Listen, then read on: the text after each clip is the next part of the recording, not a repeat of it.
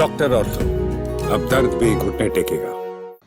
भारत के मुख्य न्यायाधीश यानी कि CJI BR गवई ने शनिवार को देश की न्यायिक प्रणाली में मौजूद गंभीर चुनौतियों पर चिंता व्यक्त की। उन्होंने कहा कि भारत का लीगल सिस्टम कई बड़ी समस्याओं से घिरा हुआ है, जिन्हें दूर करना अब अत्यंत आवश्यक हो गया है।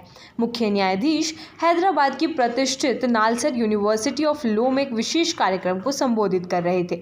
इस अवसर पर उन्होंने छात्रों, न्यायिक अधिकारियों और शिक्षाविदों को संबोधित करते हुए भारतीय न्यायिक प्रक्रिया में मौजूद खामियों को खुलकर उजागर किया।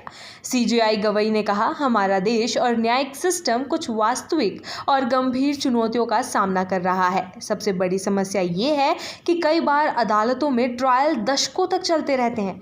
यहाँ तक कि हमें ऐसे मामले भी देखने को मिलते हैं जिनमें कोई व्यक्ति सालों जेल में बिताने के बाद निर्दोष साबित होता है। उन्होंने इस स्थिति को व्यवस्था की विफलता करार देते हुए कहा कि निर्दोष व्यक्ति की स्वतंत्रता छीन लेना केवल कानूनी नहीं बल्कि नैतिक विफलता भी है।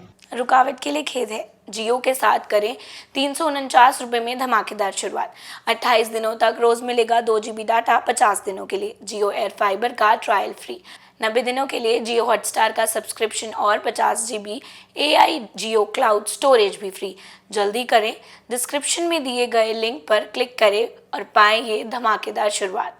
ऐसे मामलों में न्याय नहीं, अन्याय का अनुभव होता है।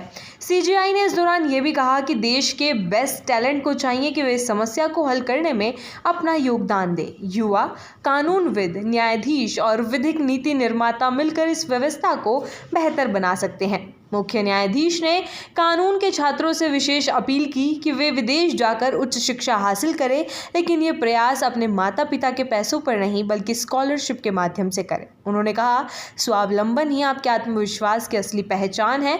अगर आप सच में देश की सेवा करना चाहते हैं तो विदेश जाकर सीखिए ज़रूर, लेकिन अपनी मेहनत और योग्यता से।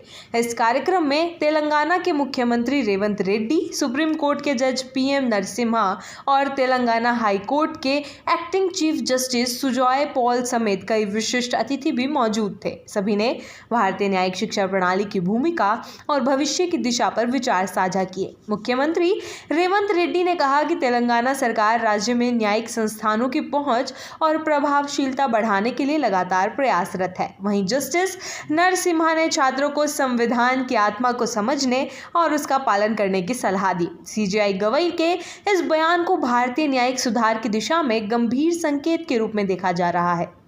उन्होंने जो समस्याएं उठाई है, लंबे समय तक लंबित ट्रायल, निर्दोषों की सजा और न्यायिक प्रक्रिया की धीमी गति, ये सभी बिंदु लंबे समय से सुधार की मांग कर रहे हैं।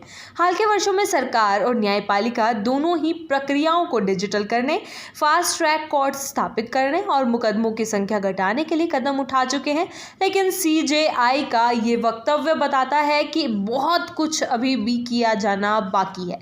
मुख्य न्यायाधीश BR गवई का ये बयान केवल न्याय प्रणाली के तकनीकी पक्ष पर सवाल नहीं उठाता, बल्कि न्याय की नैतिकता और सामाजिक जिम्मेदारी की भी गहरी बात करता है। उनका यह दृष्टिकोण भारतीय विधिक शिक्षा और न्यायिक प्रशासन के लिए एक चेतावनी के साथ साथ प्रेरणा भी है। डॉक्टर ऑर्थो, अब दर्द भी घुटने टेकेगा।